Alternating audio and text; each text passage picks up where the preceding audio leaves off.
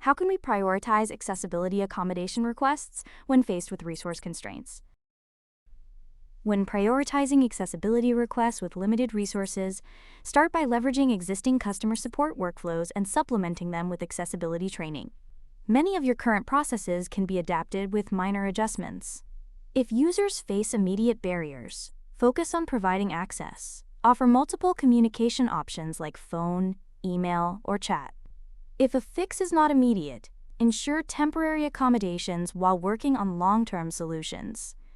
Prioritize progress over perfection. Most users want acknowledgement that their concerns matter and that steps are being taken. Validating their experience goes a long way in building trust and inclusion. Accessible web. Web accessibility made simple. Explore our tools, services, and education offerings.